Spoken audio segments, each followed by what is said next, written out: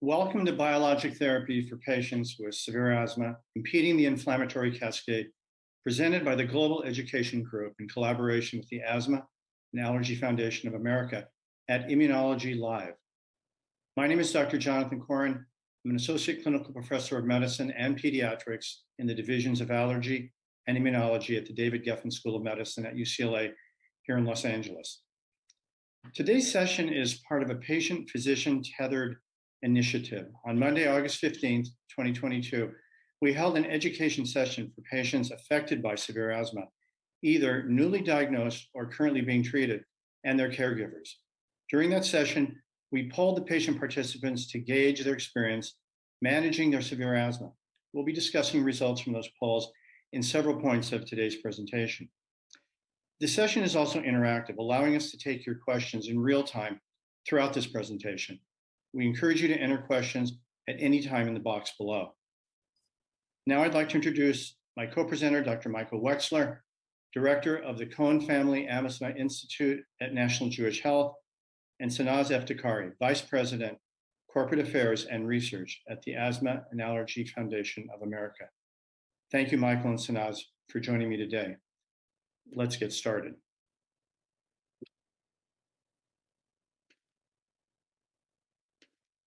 Here you can see our disclosures. And what I'd like to do now is show us our learning objectives for today and go through them one by one. First, to identify how epithelial alarmins impact both type 2 and non-type 2 downstream inflammation and asthma. Then differentiate the mechanisms of action of available biologics for severe asthma. Next, summarize efficacy and safety data related to alarmin blockade with biologic therapy aimed against thymic stromal lymphopoietin, or TSLP. And then finally, identify which patients might benefit from treatment that actually targets TSLP. So let's begin by really addressing some of the unmet needs that we find in our patients who have severe asthma. I think it's appropriate to start with the most widely accepted definition of severe asthma and severe uncontrolled asthma. Severe asthma being asthma that requires GINA level 4 or 5 medications to be controlled, or which remains uncontrolled despite that treatment. The GINA 4 or 5 level medications that are mentioned in the document include high-dose inhaled corticosteroids plus LABA and or leukotriene modifiers or theophylline for the prior year, and or systemic glucocorticoids for at least 50% of the last year. If we now hone that down to about 5% of patients who have uncontrolled severe asthma, this would be defined as patients who, despite that therapy, may continue to have exacerbations, defined as 2 or more requiring oral steroids in the prior year, serious exacerbations requiring escalation of care, and or persistent airflow limitation of FEV1 at less than 80% of predicted, all in the background of patients who have a daily burden of disease that's not well controlled. So what I'd like to do now is gauge your own level of experience with this and your own actual experiences with your patients based on your current practice. What percentage of your patients do you believe are unsatisfied with their level of asthma control? There are 6 possible answers I'd like you to consider. A, 0%, B, 1% to 25%, C, 26 to 50%, D, 51 to 75%, E, 76 to 100%, or F, I do not see patients with asthma. Now, while you're thinking about that, I'd like you to keep in mind that a large amount of research has delved into this topic and really had a variety of different findings depending on the type of practice, whether you're in a primary care practice or a pulmonary practice or an allergy practice. While we're waiting for the answer, I'd like to turn this over to Sanaz for a moment, who's going to give us some of the data from a recent program that was done of patients and caregivers. Sanaz? Thanks, Dr. Koren. As you mentioned, we hosted a patient program last week where we asked patients to report how would they rate their level of asthma control. And in that live program, we came out with about 50% of the patients and caregivers who are participating reported that their asthma control had room for improvement. So this is really I think a key importance for moving forward with this program. And with that, I'm going to pass it back over to Dr. Corin for the results to our poll here. So what we see is really a split between answers B, C, and F. So really, I think a wide variety of experiences with our perceptions of how our patients are doing with respect to their asthma control. And I think a lot of this does have to do with the type of practice we have. So what I want to do now is sort of take a step back from our clinical experiences and really look at some of the issues relating to the immunobiology of this disease. And what we're going to be looking at is a very nice pictorial, which was published in the New England Journal of Medicine a few years back, that looks at some of the important molecules that are involved with the immunoregulatory side of asthma and the inflammatory side of asthma. And we can see that this slide is really split into three different sections. On the left, we can see that there's a Th2 cell, which really guides all of the processes that take place within allergic asthma. That's really the orchestrating cell. Under the influence of TSLP, which comes out of the epithelium and allows these cells to respond to allergen in a very specific way. We end up then with IgE, and we end up with IL-4 and IL-13, both of which are instrumental in guiding a lot of the inflammatory processes. In patients that don't have allergy and don't have Th2 cells that are wired to respond to allergen, these are the patients really that have more of an eosinophilic phenotype, which we're going to talk about momentarily. This is really guided by what we call the innate lymphoid cell type 2, right in the middle of the slide in blue. And with respect to that slide, it releases the same type 2 cytokines that we see from the Th2 cell, IL-4, 5, and 13. And this cell really helps guide, under the influence again of both TSLP and IL-33, many of the downstream processes. And then finally, on the far right, a group of patients, which is much more difficult to characterize, a much more heterogeneous group, patients that we refer to as low type 2 asthma, where we speculate that Th17 cells, Th1 cells, and ultimately neutrophils may play a role in many of these patients. There's also a very, very important role for mast cells in this group. So we kind of broke down asthma into three pathobiologic pathways, which now takes us to, I think, a very important concept is when we examine a patient in the office and do a variety of tests, what do they appear to be? What group do they really fall into? And this introduces the idea of phenotypes and endotypes, a phenotype being an observable property of an organism that's produced by the interactions of both their own gene along with the influence of the external environment, which gives rise to a number of clinical and physiologic characteristics. This should be differentiated from the concept of endotype, which is really the underlying biology which gives rise to a phenotype. So it's a specific phenomenon that would explain many of these characteristics we see based upon chemical messengers like cytokines and other molecular mediators, cells that are present like eosinophils, and then finally other mediators that may be relevant. So what we can see is some of the common asthma endotypes, and we've split this up very, I think, conveniently into those we would consider to be type 2, previously called Th2, and those that are type 2 low. What we have amongst the type 2 patients are allergic asthmatics, where IgE plays a very important role on the basis of IL-4 and IL-13, along with the presence of eosinophils in about 80% of these patients due to the presence of IL-5. There's more of a pure eosinophilic phenotype where allergy is really not involved, based again upon IL-5, but IL-13 playing a very important role, getting those eosinophils into lung tissue. And then finally, an endotype we would consider to be sort of a hyper type 2, or a magnification of the eosinophilic phenotype, would be asthma exacerbated respiratory disease, or excuse me, aspirin exacerbated respiratory disease, also known now as NSAID exacerbated respiratory disease, which again, many of the same cytokines that are involved. And we're going to go through these in a little bit more detail, looking at really specific patient scenarios. And then finally, type 2 low, poorly characterized, maybe neutrophilic, but in many cases, there really is no inciting cell that we can identify, no effector cell. And very often we refer to this group as a polygranulocytic. So if we explore some of these, starting with allergic asthma, in children, this probably constitute 90% of the patients, in adults between 50 and 60%. Very strong family history of atopy in these patients.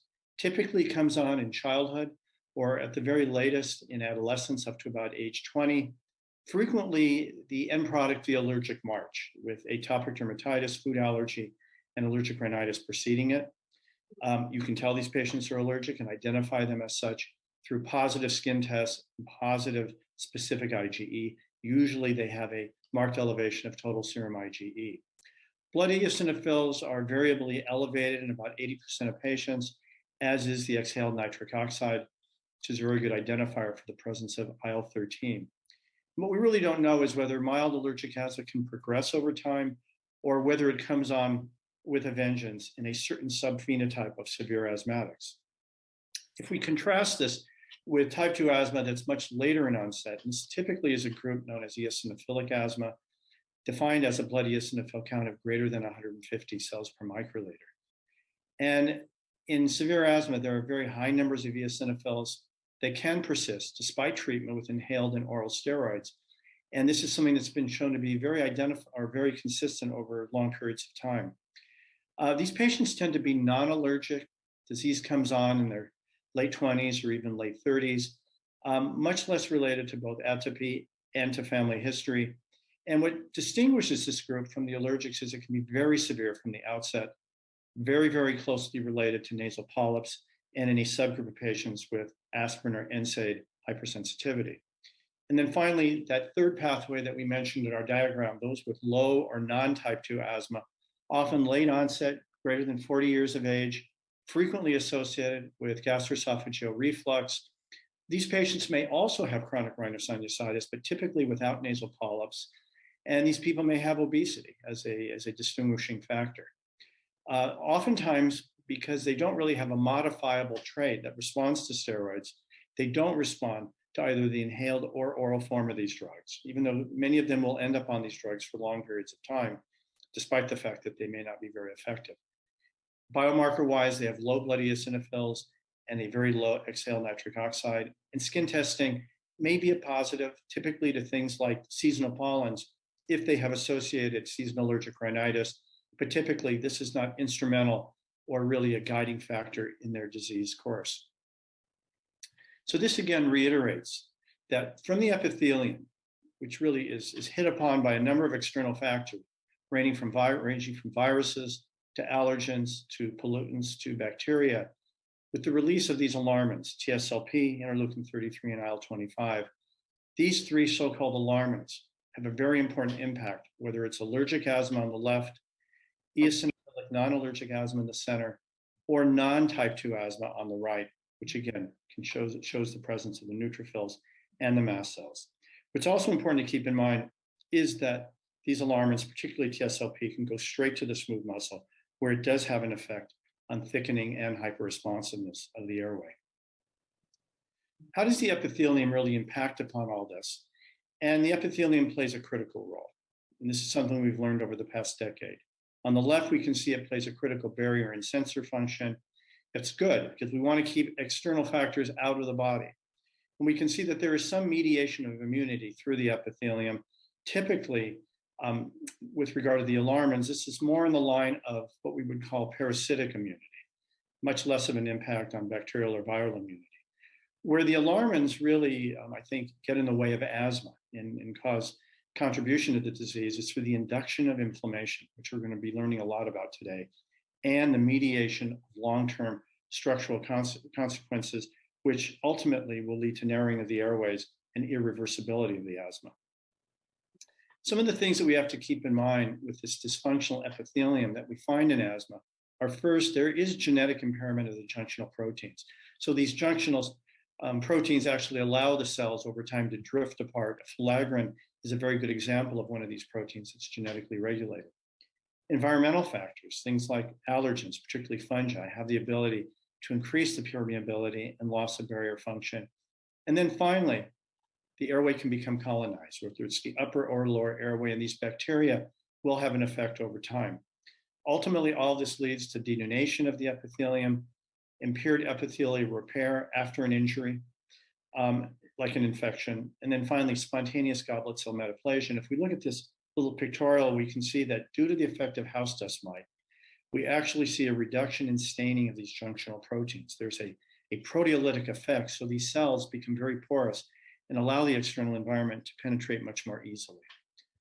The evolving concept in asthma we've previously viewed this as a one-size-fits-all. Asthma is a single disease, but what we now understand is that there are a number of heterogeneous syndromes with a variety of phenotypes that vary enough that we really want to treat them very specifically. This shows us the GINA guidelines from 2022. And it's really as we get into more severe asthma, daily asthma with frequent nighttime awakening, often with exacerbations that are occurring 2 or more times a year, that we move from level 4, which is medium dose inhaled steroids and an additional controller, to level 5, where we now go ultimately to the highest levels of inhaled corticosteroids, plus a long-acting beta agonist, frequently with a long-acting muscarinic antagonist, we call triple therapy, and still we're not completely controlling the disease process or symptoms or exacerbations. And this is where we get into biologic therapies. And I think this probably applies at the very least to 5 to 10% of the population that have severe asthma that may be uncontrolled and really needs additional treatment besides what we typically give for standard of care therapy. So the question is, what can we achieve with biologic treatments for asthma? Some of the things that have been consistently demonstrated are a reduction in exacerbations, reduction in steroid dose, and consequently a reduction in those side effects that come from steroids, an improvement in daily symptoms, and significant improvement in quality of life. And then finally, something that we are starting to really entertain and talk about is, can we modify the disease over a long period of time? And can we prevent some of those long-term changes in airway function and inflammation? We come back to our diagram from the New England Journal of Medicine, looking at the left, allergic asthma, in the middle, non-allergic eosinophilic, and on the far right, low type 2 asthma. We can see that there are boxed in yellow a number of different cytokines. We can see the very critical type 2 cytokines, IL-4, 5, and 13, coming from the ILC2 cells, coming from the Th2 cells, and a variety of other things on the right-handed side, which really don't relate to those type 2 cytokines. What we now like to do is superimpose some of the existing therapies, what we have available to us now, and see really how does that intervene. So if we start with Dupilumab, which is a known blocker of the IL-4, IL-13 receptor, we can see that there are numerous branch points in the inflammatory cascade that we can impact upon. What we have found with Dupilumab is, like many of the other type 2 biologics, a significant reduction in exacerbations and improvement in FEV1. There may be a transient increase in blood eosinophil numbers due to retrafficking of the eosinophil, but this is something, again, that diminishes with time. And there's been a recent indication and approval for Dupilumab in children down to the age of 6, for children that have recurring exacerbations, with the hope being that we can not only improve their clinical course, but preserve lung function over periods of time. If we come back to our diagram, we have Omalizumab, which is a monoclonal antibody directed against IgE, the most downstream effector molecule in allergic asthma, along with Dupilumab. And we can see that with Omalizumab, there's been very consistent experience with randomized controlled clinical trials that there are a reduction in exacerbations. In the largest trial done to date, in which Omalizumab was added on top of existing ICS plus second and third line inhaled agents, there was about a 25% reduction. And in real life use, there's been a reduction in oral corticosteroids. Coming back to our diagram, the next level of medication after Omalizumab and Dupilumab are a class of drugs that are relatively new in the last 5 to 6 years, drugs that block anti-IL-5 by binding to anti-IL-5 or blocking the receptor. These include Mepolizumab, Ruxolitinib, and Benralizumab. Benralizumab differs slightly in fact that it binds to the receptor of IL-5 and therefore has a very different mode of action, in which case it actually causes apoptosis of the eosinophil, which allows you to drop eosinophil counts to the lowest possible. And if we look at Mepolizumab as the first drug that was developed and approved for as an anti-IL-5 agent, again, we see a reduction in exacerbations, roughly in the neighborhood of 50%. We see a reduction in oral corticosteroid use. And finally, we see an improvement in quality of life and symptoms. FEV1 has changed variably with this medication, and there has been some data showing over a several year period of time, FEV1 improves, but then comes back down to baseline over time. And these data show us the improvements that can be garnered with mepolizumab, showing reductions in steroids in patients that are taking these drugs. Ruxolitinib differs from the other two anti-IL-5, IL-5 receptor drugs in that it is administered intravenously. It was never approved for subcutaneous use. And it differs regarding the boundary of eosinophils where we typically employ the drug, typically at 400 eosinophils, which is where it's been shown to have the highest level of efficacy. At 400 eosinophils and above, there's about a 50% reduction in exacerbations. And here what we're looking at on the left is the improvement in FEV1. Again, I think significant. And on the right, we're looking at a reduction in blood eosinophils. And then finally, benralizumab, the most recent of drugs that target not only IL-5, but really targets eosinophils directly by binding to the receptor and causing apoptosis of eosinophils. A couple of studies have demonstrated that there's a corticosteroid sparing effect for patients, which is quite profound. And as you go beyond the normal 6-month clinical trial, which was done with the Ponente study, that you can get to even lower or better reductions in the requirement for oral corticosteroids.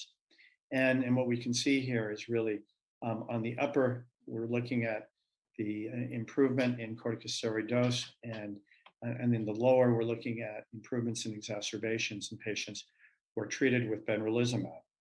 So again, there have been studies showing that if you switch from a drug like omalizumab to benralizumab, that there appears to be a greater anti-inflammatory effect and a better effect on severe asthma. So if we look in total at the drugs that we have available to us, this excludes one very important drug, which you're going to be hearing about from Dr. Wexler momentarily. But what we've had up until the past few months is dupilumab, omalizumab, benralizumab, mepolizumab, and ruxolitinib. And we can see that there are some differences in dosing. The dosing ranges with dupilumab every 2 weeks administered at home, up to every 8 weeks with benralizumab given in the doctor's office. And we can see that there are some other comorbid indications in which we can use these drugs for additional benefit. In the case of dupilumab, approval for atopic dermatitis, nasal polyps, and eosinophilic esophagitis, omalizumab with urticaria and polyps, and mepolizumab, polyp disease, hypereosinophilic syndrome, and eosinophilic granulomatosis with polyangiitis. So that's an important thing to keep in mind. This shows us in total, again, what we've discussed in summary, the kind of reduction you get in exacerbations, typically 25 to 70 to 75%, depending on the drug, usually hovering around 50%, with variable improvements in oral corticosteroid reduction, improvements in quality of life. And with regard to FEV1, there are some important differences, with really the lowest changes being seen in omalizumab and with mepolizumab, something I think that will become important in the future. Which now brings me to our second audience question, which is, what is the biggest limitation of omalizumab, dupilumab, mepolizumab, ruxolitinib, and benralizumab? And let me read you the possible choices. A lack of availability to children less than 6 years of age. B, lack of consistent or durable response with the medication. C, therapeutic targets are downstream in the inflammatory pathway. And then D, lack of efficacy for patients with severe type 2 low asthma. I'm going to give you a moment to think about that. And while you're thinking about where you really see the limitations of these drugs, I want to introduce you to a topic which really is going to be the foundation for the rest of today's symposium: unmet needs in severe asthma management. And there's some observations that have been made over the past few years. Despite significant advances with all the drugs we've talked about up until this point in our symposium, many patients do remain uncontrolled, and it's been estimated up to about 50%. Secondly, heterogeneity of pathobiology of severe asthma, something we've recognized now and understand that there is type 2 asthma where you'll get variable responses, but then there is type 2 low asthma, where in fact many of these patients, if not all, will not respond to any of the available agents. And then finally, current therapeutic targets are downstream in the inflammatory cascade. We have IgE, interleukins 4, 5, and 13. And what we understand is that you may give an anti-IL-5, and we understand that you will not block IL-13 in some of the products of inflammation regulated by IL-13, such as hexyl nitric oxide. And very similarly, if you block IL-4 receptor alpha with a drug like Tezepelumab, you will not block eosinophil ingress from the bone marrow out into the periphery and then ultimately into the lung. So with that, I want to mention that the majority answering the question found D to be the most important answer. Let's go back to that. And I agree wholeheartedly that it's a lack of efficacy for patients with severe type 2 low asthma. So what I'd like to do now is, Sanaz, you recently conducted that same patient survey that you mentioned earlier. Can you kind of bring us up to speed on what that showed in this regard? Yeah, thanks, Dr. Corn. And I would mention, in addition to the lack of efficacy, it might be just the lack of awareness from patients. So in last week's patient and caregiver program, we asked the question about who's on a biologic, and only about 40% of qualifying patients had stated that they've been offered a biologic therapy. And then out of the remaining patients, so that 60% who may have qualified for one, we asked about what was the hesitancy for not starting one. And it broke down into about 3 ways. So a third said they were not hesitant and they planned to talk to their doctor. So this is great. About a third said that they were aware, they were not aware because, the conversation about the biologics never came up. And about a third said they were concerned about possible side effects. So this does introduce the potential of talking with patients more about these. Right. I think that's a great transition. Dr. Corn, if you want to pass it back over to the next section as well. Thank you, Sanaz. So I'd like to pass it over to Dr. Wexler, who's really going to talk about something very new, I think, and different from what we've been talking about today. Thank you, John. We've spent a lot of time discussing all the amazing therapies that we have for our patients with asthma, and they've really had a huge impact in terms of reducing exacerbations, improving lung function, helping reduce oral corticosteroid dosing, and really improving patient quality of life. That being said, as was just mentioned, there's still some shortfalls of some of the medications we have, and not everyone who receives these therapies gets complete control. And still there's some patients where there's still some significant unmet needs, particularly the patients with non-type 2 disease, or just patients who have some airway hyperresponsiveness. So that's what we're going to focus on right now. We're going to talk about the potential for maybe targeting some of the upstream cytokines that are involved in asthma pathophysiology. So, as we discussed already, you've seen this figure before. We talked about all the downstream cytokines, interleukin 4, interleukin 5, interleukin 13, as well as some of the other mediators, including leukotrienes and histamines, as well as IgE, which is an important antibody. But if we look upstream, if we look at the airway epithelium, we start to recognize that the airway epithelium plays a really important role. It plays an important role as a barrier and as a sensor, and it's really the first barrier of defense against antigens and allergens and irritants, as well as pollutants, microbes, and viruses. And one of the things that we see is that the airway epithelium not only plays a role as a protector and as a sensor, it also plays an important role in terms of its ability to produce a variety of cytokines, what we call epithelial alarmins, that work upstream at the top of the inflammatory cascade and help drive some of the downstream inflammation and pathophysiology that we see in asthma. These so-called alarmins, including IL-25, IL-33, and TSLP, they're upstream of all cells involved in allergic inflammation, eosinophilic inflammation, neutrophilic inflammation, as well as structural changes associated with asthma. And so one of the important concepts is try to identify whether or not targeting upstream can potentially benefit our patients with severe asthma because of the various roles it plays in terms of mediating some of the inflammation that's going on. One of the cytokines that we've really learned a lot about in the last 20 years is thymic stromal lymphopoietin, or TSLP. And it's been shown to be associated with asthma in many different ways. So TSLP was first described about 21 years ago. And genetic studies have identified the fact that variants at the TSLP gene associated with asthma risk. Furthermore, measurements of TSLP in bronchoalveolar lavage fluid and other bronchoscopic specimens have demonstrated that the higher the TSLP level expression, the higher the likelihood that a patient has asthma, as well as the greater the likelihood that a patient has more severe asthma.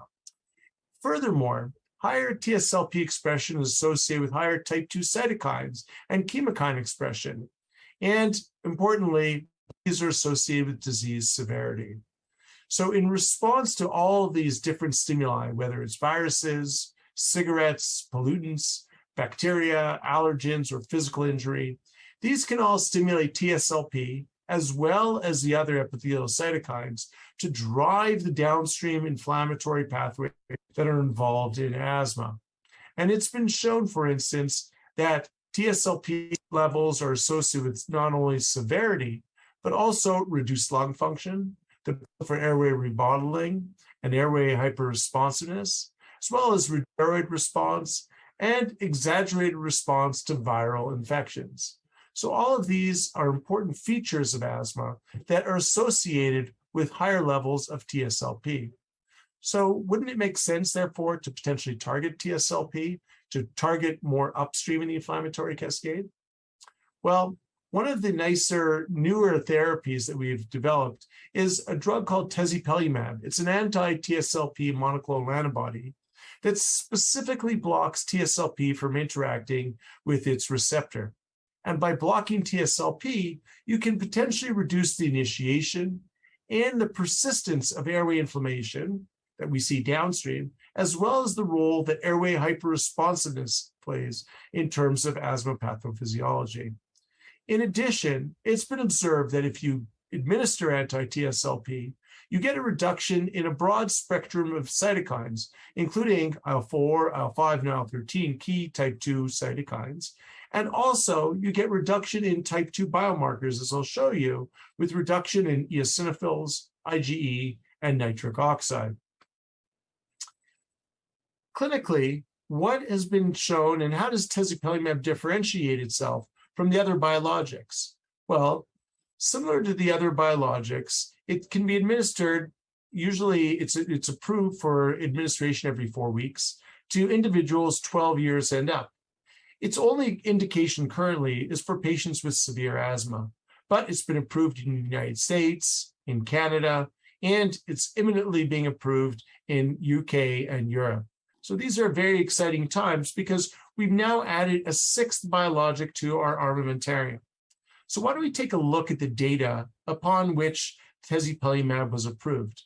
So this was a study that was led by Jonathan Corin, in which Tezepelumab was administered at 3 different doses to patients with severe asthma.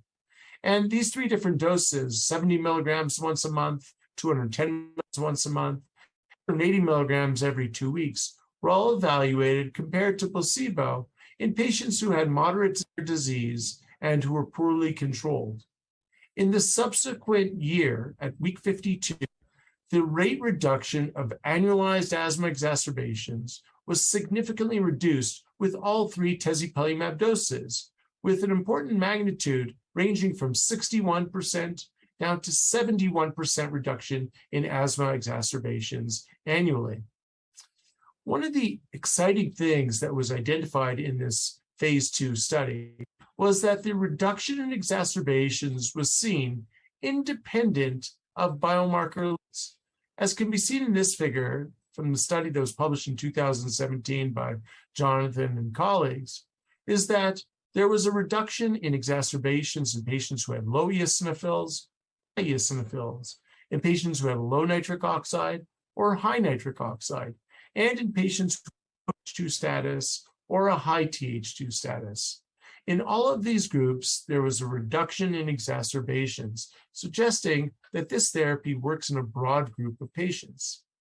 This study led to the phase 3 Navigator study. The phase 3 Navigator study was a study that evaluated the efficacy of Tezepelumab in broad group of patients over a 52-week period of time. In the overall patient population, there was a 56% reduction in exacerbations, including going down by over a half from 2 exacerbations to less than 1 exacerbation per year. And one of the things that was exciting was that in patients who had low eosinophil levels, less than 300, as well as less than 150, as I'll show you, there was also a significant reduction in asthma exacerbations in patients with non-eosinophilic asthma. Here are some of the data of all the sub-patients who seem to respond well in terms of improvement with Tezepelumab blockade with anti-TSLP therapy. As I mentioned, over the 52-week period, there was a 56% reduction in exacerbations in the overall population. But when you look at all the different eosinophil groups, you can see patients who had more than 450 eosinophils, 300 to 450 eosinophils, 150 to 300 eosinophils, or even less than 150 eosinophils, there was still reductions in exacerbations in all those different patient populations. And the higher the eosinophil count, the more likely, the greater the reduction exacerbations a patient was to have. However, even in less than 150 eosinophil group of patients for whom none of the biologics have been shown to have any efficacy, here we see that there is efficacy of 30% reduction in exacerbations in that patient population.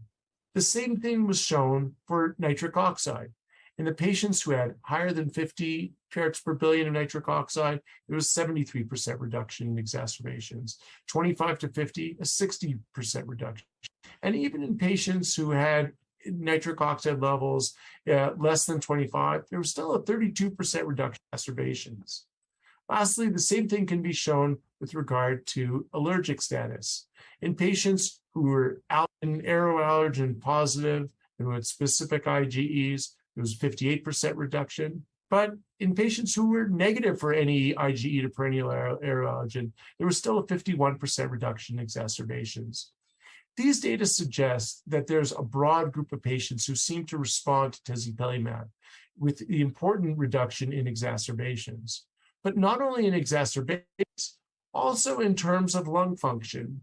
Here from the Navigator study, we can see that there, compared to placebo, there was an early improvement in lung function that peaked out at around 3 to 4 months and was sustained throughout the 52 weeks and was significantly greater than the placebo group. Overall, there was a 230 milliliter improvement in lung function compared to only a 90 milliliter improvement in lung function with placebo. These improvements were early on and they were sustained throughout the study. I mentioned before that Tezepelumab works at the top of the inflammatory cascade, and TSLP levels correlate with IL-4, 5, 13, as well as other marker levels.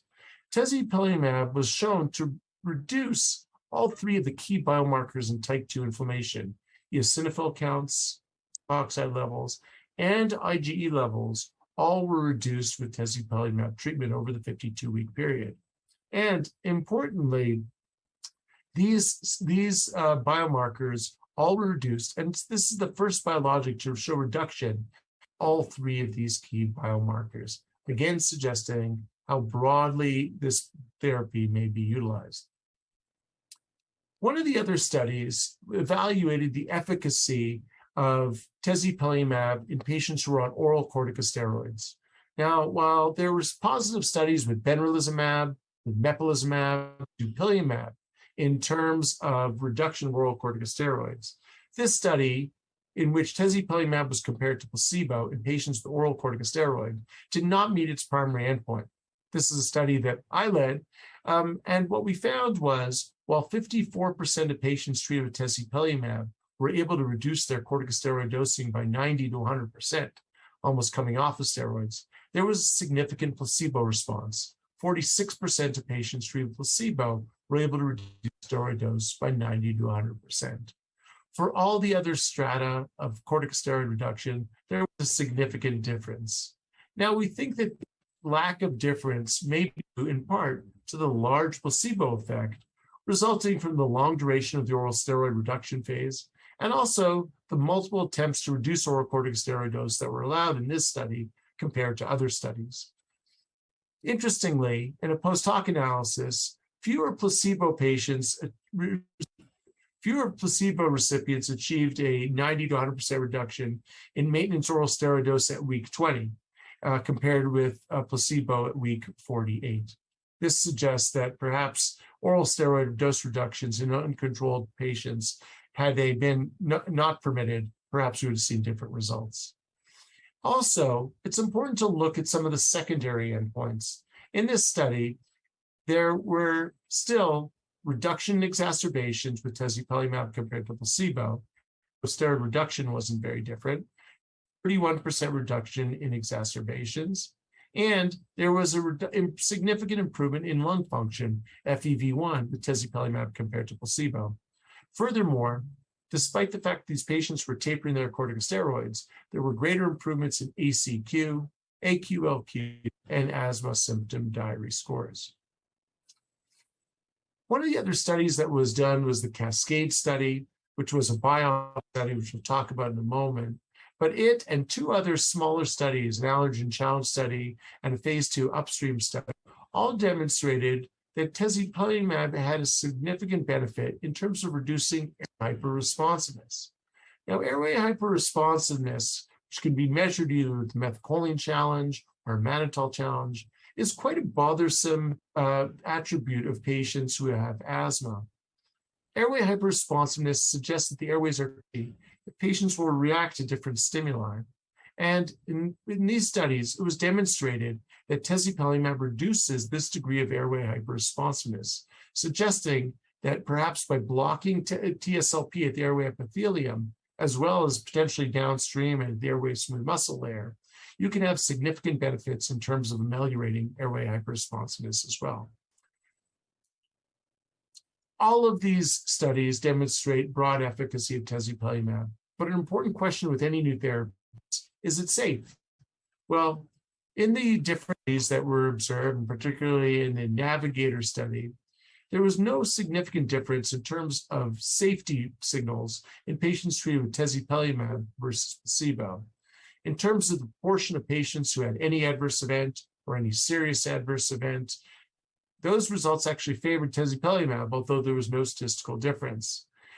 Lastly, there were no adverse events resulting in deaths. And in terms of adverse events leading to treatment discontinuation, the proportion of patients treated with Tezepelumab was lower than that treated with placebo. The most adverse events reported were nasopharyngitis, upper respiratory tract infections, and headache, and these rates were comparable to that what was observed with placebo.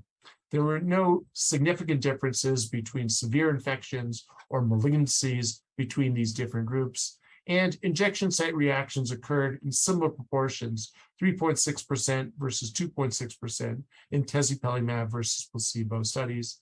Importantly, there was also no anaphylactic reactions with this therapy. So, Jonathan showed you before, what can biologics do?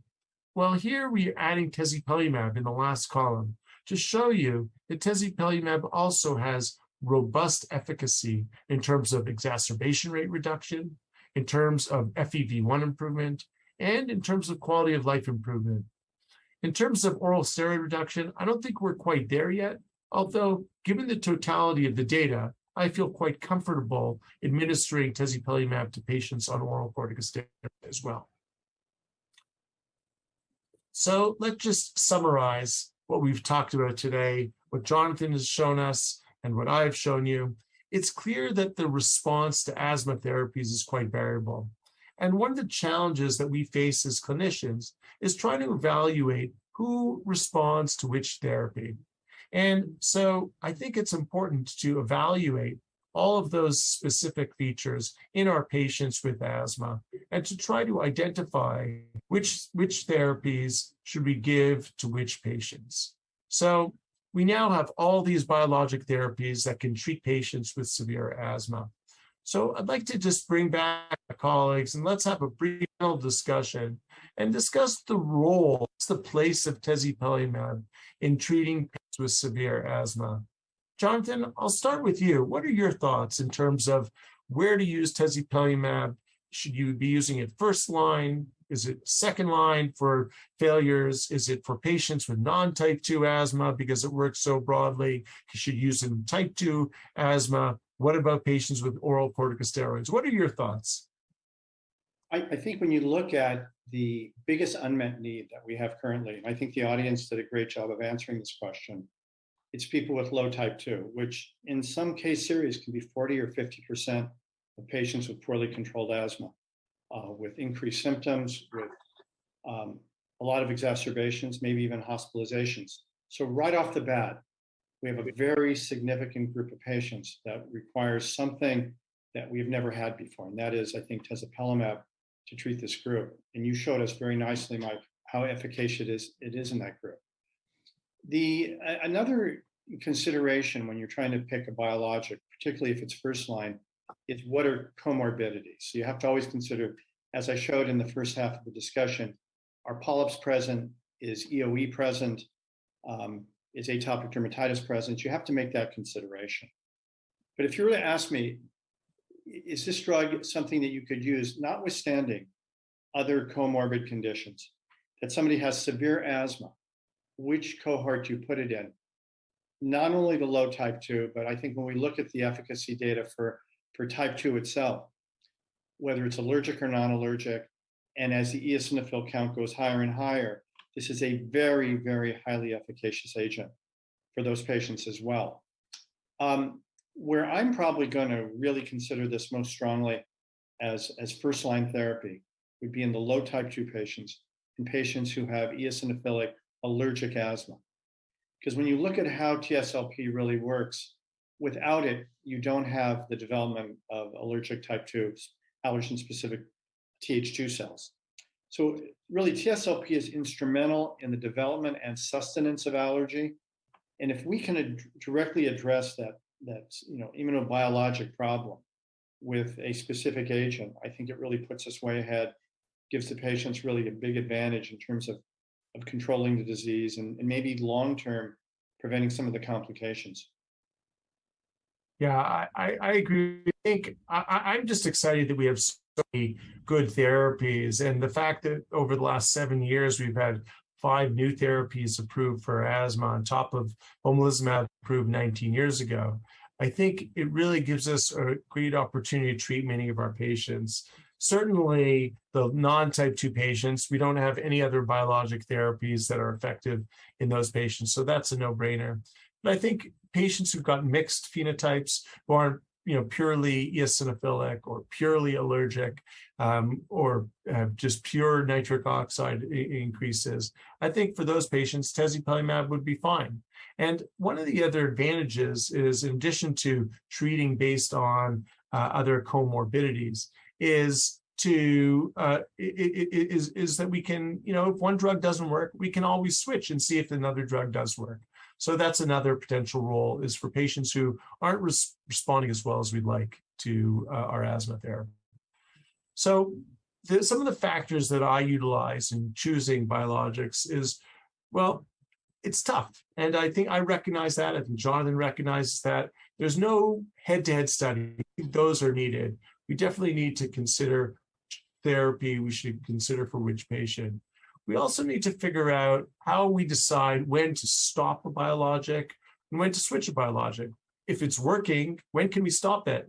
And if it isn't working, when should we switch? How long should we wait, and to which biologic? In terms of deciding which therapy, I generally look at the biomarkers and I look at comorbidities. Those are some of the key factors. I try to identify what's the dominant biomarker. So certainly if the eosinophil count is high, it's over 1,000, an anti-IL-5 therapy is going to be the right approach.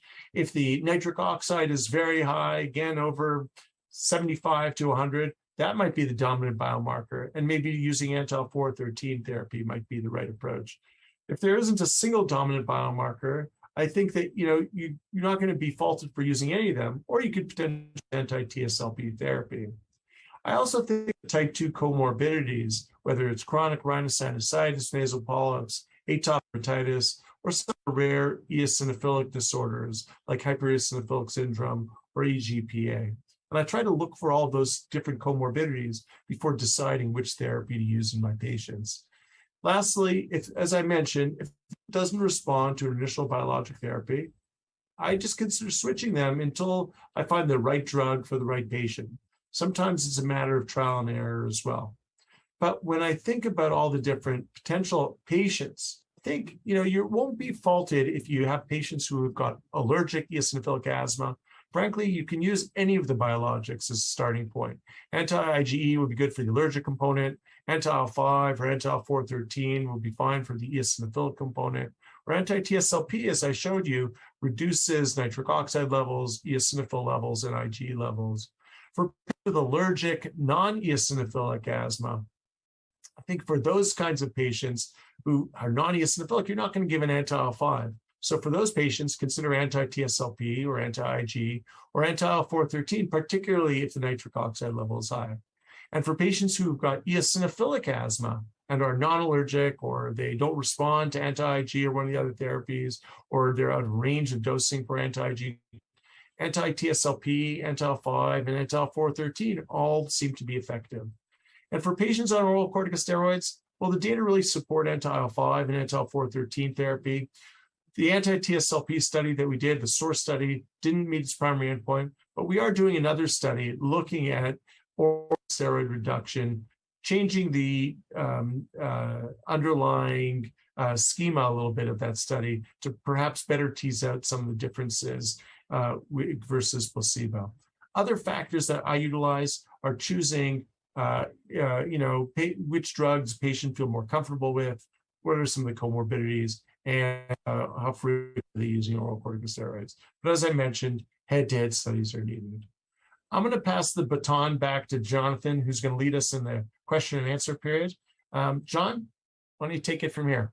Well, thank you, Mike. That was really a very elegant presentation. It really brought us up to speed on what promises to be a very important agent in treating severe asthma. To our production team, do we have any questions at this point?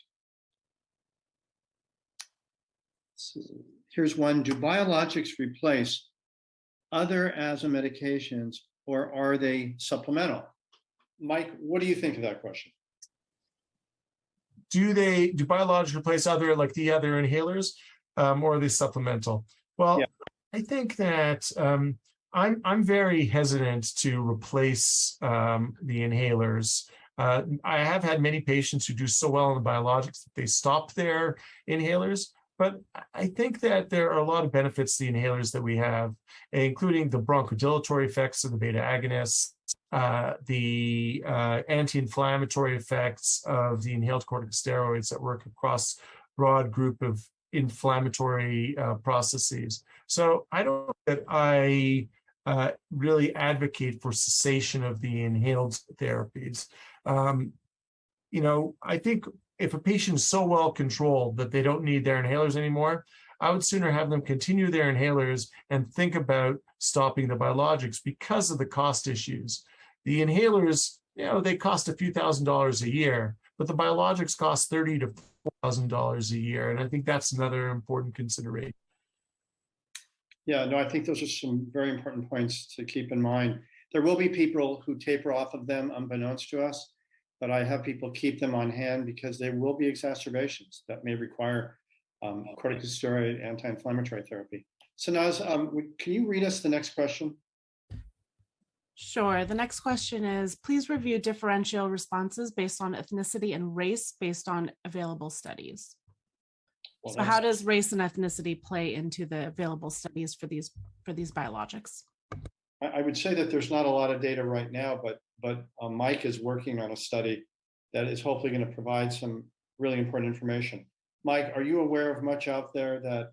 So really... for all of the biologics that we have, they've been studied in broad groups of populations. That being said, the minority of the patients who've been involved in those clinical trials were minority groups and of different ethnicities, but there was some representation. To date, those patients from those backgrounds, ethnic backgrounds and races, they seem to do just as well as Caucasian groups that are generally studied.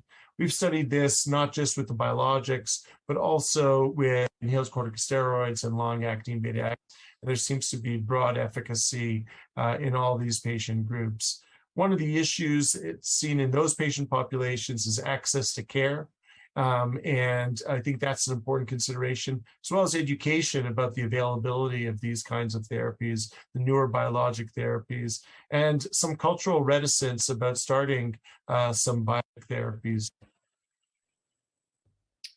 Thank you. And I'll just put a plug in also. I think it's no secret for the manufacturers, for the FDA, for us as patient advocacy organizations, that there's definitely a need to increase the diversity in clinical trials.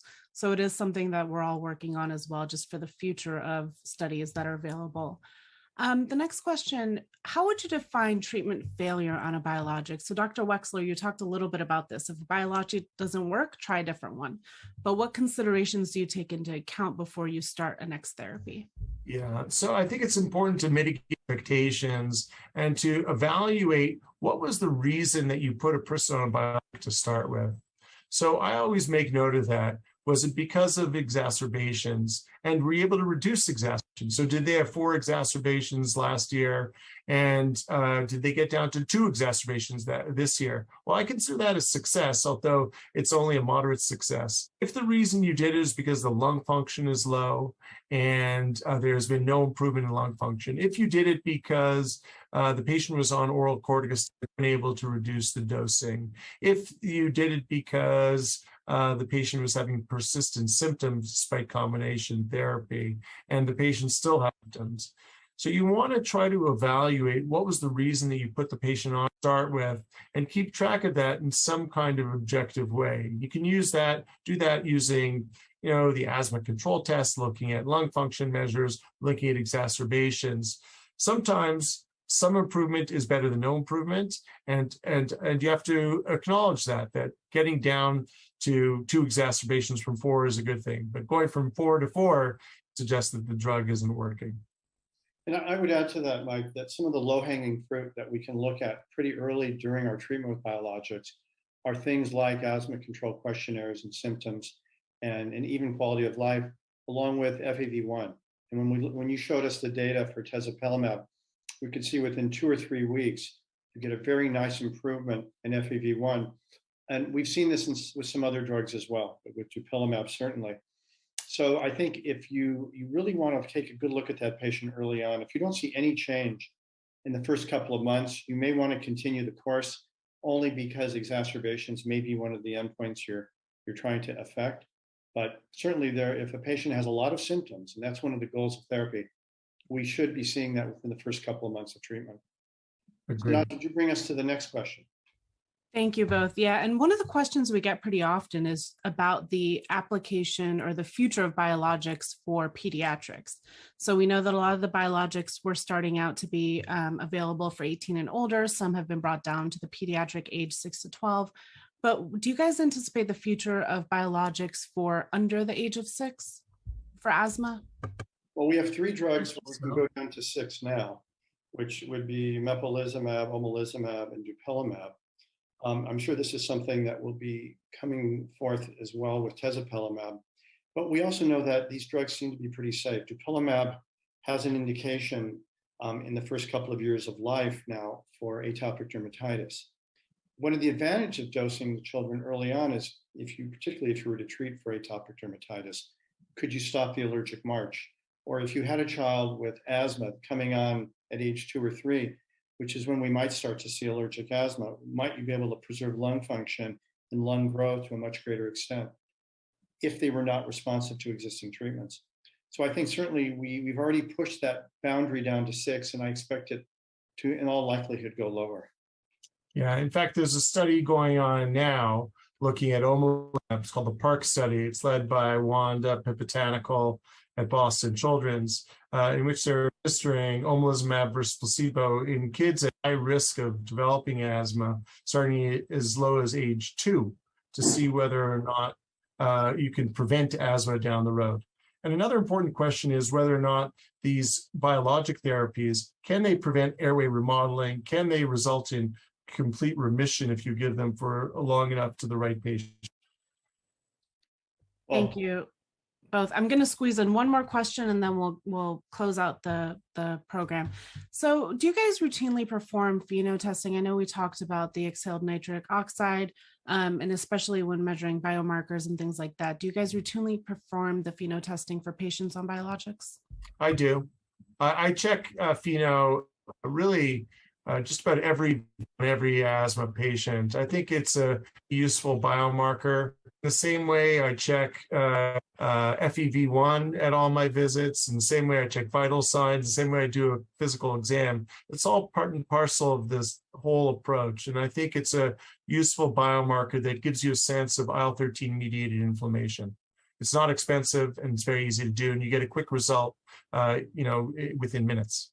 I would second that, and I would remind the audience it's probably most critical. Where Gina puts this is really when you have a patient where you start to escalate inhaled therapy and they're not really getting better. That's critical then to get a blood eosinophil count, and if you can, an exhaled nitric oxide. And I think allergy testing is something that should come even way before that, because certainly if you have somebody with allergic rhinitis, as most of these people do, and they're developing even mildly increasing asthma, you should always think about doing allergy immunotherapy, which is one of the only disease-modifying treatments we have. Well, this has been a fantastic opportunity to present a lot of this very interesting data. So what I'd like to do is really show the audience one more important slide, which is the companion patient session entitled Breathe Easier with Severe Asthma, the Role of Current and Future Therapies in Reducing Exacerbations and Gaining Control of Your Symptoms. And this is available on demand at medlive.com. So I'm going to give you a chance to look at that for a moment and jot down any of that information if you need to. But otherwise, this has been a great session. I want to thank Michael and Sanaz, and I want to thank the audience for giving up your own time and listening to what we had to say and offering us some really important questions. And finally, I'd like to thank AstraZeneca for their support of this really important educational activity. Please remember to complete the post-test at the end of the session to secure your CME credits.